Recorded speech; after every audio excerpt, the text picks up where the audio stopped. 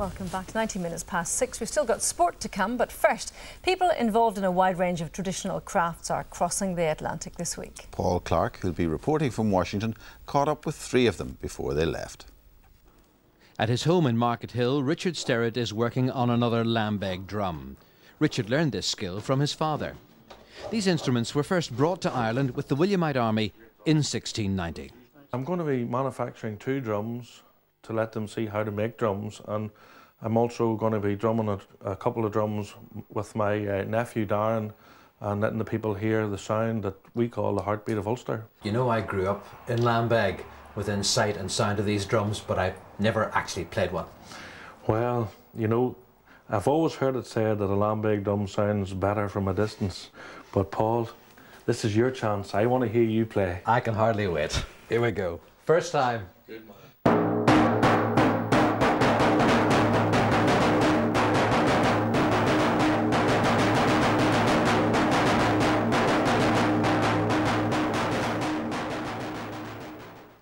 You're actually bringing this banner with you to America. I'm bringing this one, yes, to show them, you know, a finished piece.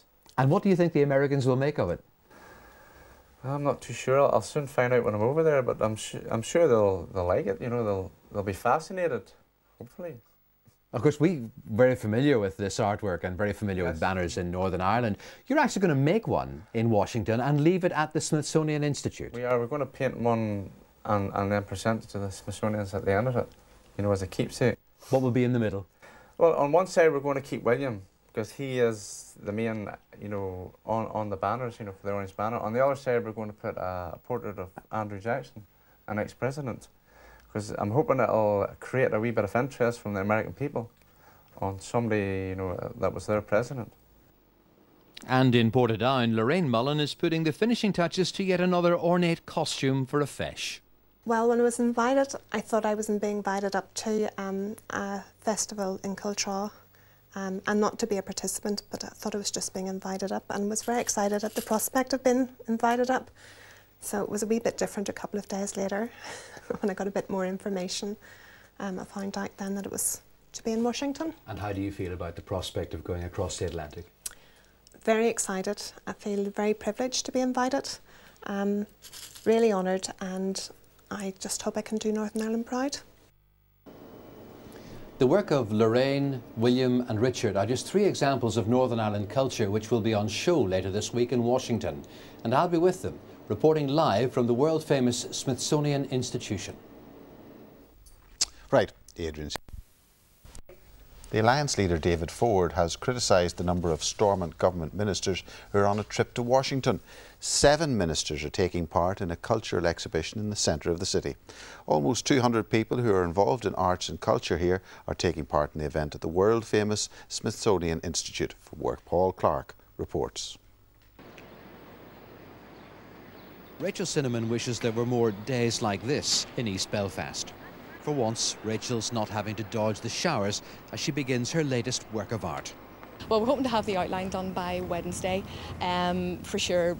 Hopefully have some paint up there as well, and basically it's going to take us the full time to, well, hopefully the full time to get it all finished. So it will be work in progress while the actual exhibition is going on? Definitely will indeed, yes. As things change in Northern Ireland, so too have some of the murals. And this is how Rachel's work will appear when it's complete. It doesn't matter where you look in Washington, there are wonderful examples of stonework. Behind me, the Capitol building, the White House itself is another example, and here's yet another stonework from Northern Ireland. What do you think Americans will make of this? Well, due to the reactions so far, they seem to be enjoying it. Actually, on the first day on Wednesday, we're going to do a bit of building and show them how things is done. I take it you're enjoying being here. It's a bit different from Northern Ireland. Very hot climate. We've had an awful sweat run off our shoulders, or off our eyebrows. Kenny, are you looking forward to going back home? Can't wait. Looking forward to the rain and the cold. Somehow I don't really believe that. No, you could get used to this, all right. It's expected that 1 million Americans will attend the exhibition. When Scotland was here a few years ago, it led to an 18% increase in tourists from the US in a year. So this is a real opportunity and good business for Northern Ireland.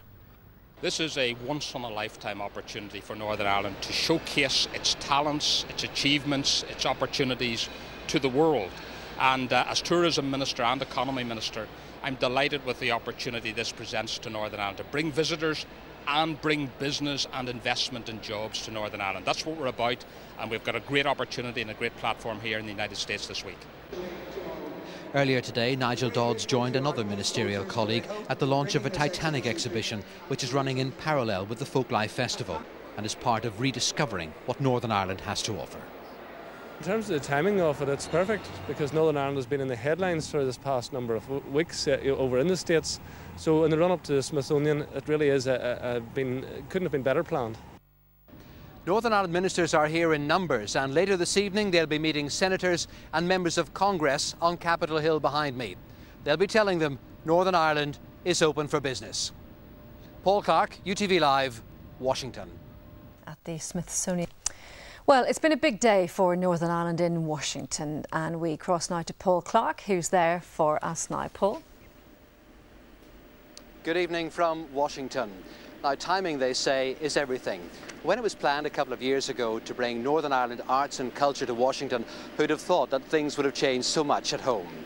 Our government is barely 2 months old, yet ministers who were old enemies are out here putting a united front on all that is good about Northern Ireland. We may take our culture for granted, but things Irish sell big time in the US. It doesn't matter that it is unionist or nationalist. Americans see it as part of the Irish diaspora. And almost 200 people representing a broad spectrum of our culture are happy to be putting it on show today. But it's absolutely huge. So yes, it's brilliant. I'm sure the Americans will love it all.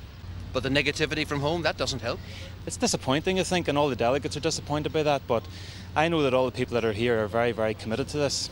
If anything, they should have sent all the ministers over and all the MLAs and sell. Making this happen has cost a lot of money.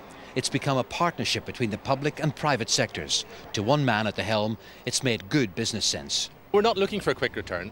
I think the return will come over time. This is all about changing perception. We've had a horrible press in the United States for the last 30 years, and we all know the reasons. This is a time to come out and show that we're cultured, we're civilized, we're cheerful, we're peaceful. All those are the characteristics that are being displayed today. The Smithsonian Institution is world famous, as is its Folklife Festival, celebrated in the open air on Washington's Mall at this time every year. Today, Northern Ireland is putting its culture on show with two other regions of the world, the Mekong Delta of Vietnam and the state of Virginia. I know what it means to us, but what does it mean to you here? Oh, to Americans, I think it's a chance to really get to know another culture. Ireland is very highly regarded. Northern Ireland is a little less well known than the Republic here, but Americans have a very positive feeling toward the Irish. These images may provide pretty pictures, but it's about opening Northern Ireland's door in the United States. For over 30 years, Americans have heard just one story from home. Today, all that has changed, and this event, bringing together the many different aspects of life in Northern Ireland, is in the vanguard of that change. Now, there's been a question asked at home about the number of ministers who have travelled to the US as part of this festival. A short time ago, I put that very question to the Deputy First Minister, Martin McGuinness, and to the Finance Minister, Peter Robinson. We have a job to do, and we're not going to be put off by naysayers. I think people here recognise that we've got a tremendous shop window, an opportunity to launch the new executive, to show people that Northern Ireland's the place to come to, and that's what we're going to do and will not be put off. So what for you will be the highlight of the fortnight here on the Mall in Washington? Well, obviously to be able to participate and be invited in what is a world event is something that is, I think, a tremendous achievement for all of us. And I think the important thing to point out for people is that we're here as a united delegation, not just the politicians united, but united with the people, with our musicians, with our artists, with all of those who contribute so much to society back home and who are now going to be seen on a world stage. What will be the bottom line as far as you're concerned as a result of this? Well, obviously this is to show the diversity and excellence of the culture in Northern Ireland, to be attraction to people to come to Northern Ireland to see and hear for themselves. But it's also the option for us to sell it to the business community and show that Northern Ireland is the place for them to come as well. And you are as one? with the delegation, all the executive are fully behind this Folklife Festival and all of the ancillary projects that we have running from it. And it's also clear from the time that we spent here that there is incredible interest in the Irish peace process. Yesterday, in meeting with representatives in Congress, they were absolutely amazed that things have developed in the way that they've developed, and they've now talked about the prospects that the work on and detailed work that went on in terms of bringing the process to where it is at the moment is something that others throughout the world can learn from, and I think that there are very high expectations that we can contribute to resolving conflict elsewhere through our experiences. Gentlemen, thank you indeed. Well, those were the words of Deputy First Minister and the Finance Minister there in Washington. Let's pick it up again with Paul Clark. Paul, they both seem to be very focused on the job they have to do there. They are indeed, Linda, and they're not the only ones, because there are other ministers of the executive here, and they've had a round of meetings over the last couple of days. Yesterday afternoon they spent some time on Capitol Hill with Congressman Neil, who's shown a great interest in Northern Ireland over the years. This afternoon more of the ministers will be meeting Hillary Clinton, and this evening the Economy Minister Nigel Dodds is going to be going about half an hour, 40 minutes drive from Washington into the state of Virginia, where he's going to be leading a delegation there. So plenty of for them. Welcome back. You're watching UTV Live. All this week, Paul Clark has been in Washington for the Smithsonian Festival, and we join him now live. Paul. Welcome to day 2 of the Smithsonian Folklife Festival in Washington. After the razzmatazz of the opening ceremony and a heavy shower of rain, just to remind us of home, it's been down to work for the many people from Northern Ireland who are putting our culture on the map over here in the American capital. Being at the Smithsonian is about drumming up new business for Northern Ireland. But one of our brands, which needs no introduction to the United States, did provide some disappointment for the Americans. Everyone, just everyone that has come to this stand today has asked, where are the free samples? Unfortunately, we don't have anything to give away because we're on the mall, and here hard liquor, as they call it, is not allowed to be given out. What's a Scotsman doing selling Irish whiskey? Okay, I said earlier I've got an Irish surname, so I think we're not going to argue about who started making whiskey, but I would argue it probably started around about the Bushmills area. The Reverend Jim Madison from Points Pass is more often found in the pulpit of his Presbyterian church, but as you can see, he's equally at home in the kitchen. I'm here in Washington bringing the best of Ulster Scots food, Ulster food, and Ulster Scots recipes to the people here in the various things that I will be cooking over the next 8 days. It isn't just the aroma, but a message that's coming from here. They're challenging some age-old perceptions about Irish food. We would like them to know that the hens aren't dancing on the table in the kitchen and the pigs aren't playing in the parlour. And I think that's what we've got to get through to them when we're here on this trip, that Ireland has moved on. Congratulations, this will be a memento of your visit to the Smithsonian. And Austin Hall had never even seen a hurley stick, let alone lifted one, until today. In less than half an hour, he showed great potential. You bring me back to Ireland and we'll see. Yeah, but no, I love it. I think there needs to be an American League now, so we can join it. Now, as a Fermanagh supporter, is this the closest that an Erne man is going to get to the Sam Maguire this year, or any year? No, don't answer that. I'm very impressed to see both the Liam McCarthy and the Sam Maguire here. Yeah, well, I suppose we're very fortunate that both Kerry and Kilkenny county boards and senior teams give them up for a couple of weeks. As you know, they covet them a lot, and we're glad that they're in the care of a big contingent from Ulster for at least 2 weeks, and maybe we can do something more about that later in the season. And American children were also indulging in another passion from Northern Ireland, soccer. It's a game growing in popularity here, not least because of the imminent arrival of David Beckham. Now, Northern Ireland's participation in the 41st Smithsonian Folklife Festival has had a number of spin-offs. Given the historical and cultural links between the two countries, it's time to maximise the economic links. On the back of this event, the festival has provided an opportunity for local companies looking for extra work.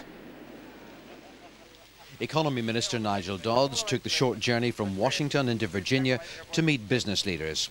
It's been organised by Fairfax County Economic Development Authority. So what's in it for them? We want to do business with Northern Ireland because the companies and the technologies in Fairfax County are very consistent with those that you find in Northern Ireland. 12 companies from the province, as diverse as clothes manufacturing and software development, are all hoping to pick up a piece of the action. We came out in March originally. We were very successful when we came out. Our aim was to set up a distribution network here on the East Coast. We managed to sign up a new distribution agreement when we came out here, and we finalised the details of that this week. I have my own software company, and we probably are interested in just testing out the market to see if there are opportunities for us to partner up with other organisations here locally. The meeting lasted a couple of hours, time only for a brief snapshot of what's on offer from these companies, but time well spent, according to the Minister. We've been needing business leaders, promoting Northern Ireland. This is what we're about, but it's great in Northern Ireland now that politicians are working on these economic matters, promoting jobs and investment for all of our people. That's what it's about, and that's what I'm committed to doing here this week and for the future. Pressing the flesh and talking to potential investors and business partners is all very well, but what people at home will want to see from this visit is results. Time alone will tell.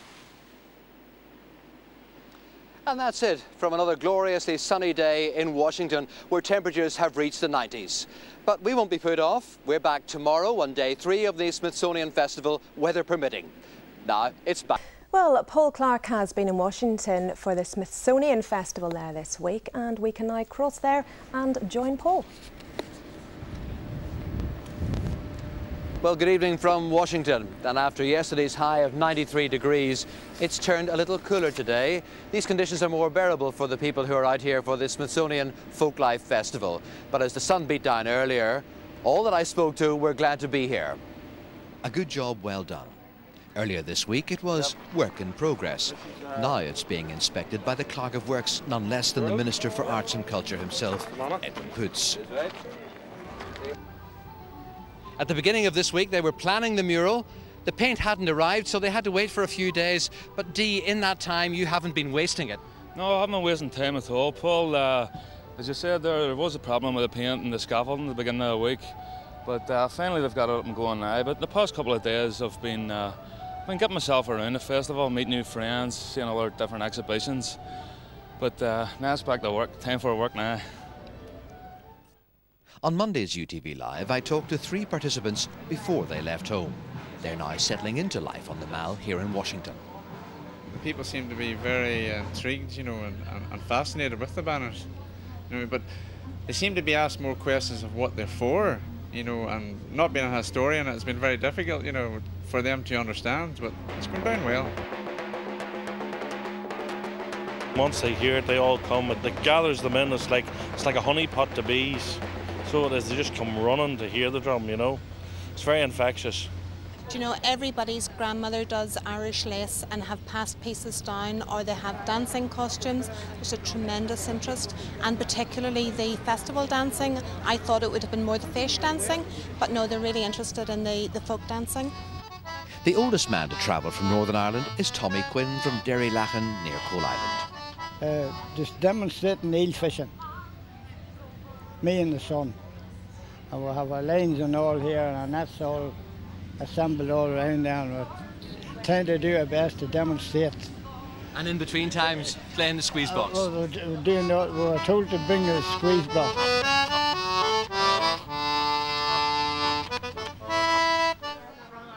And this visitor is not making a fashion statement as he peruses the stands on the Mall. I was drawn to it because it was made in Fermanagh, which is where my ancestors are from. For the last time this week, I'm live at the Smithsonian Festival in Washington, where the temperature's high and the humidity is equally high. Just the weather for pressed apple juice from Armagh. Where else? Cheers.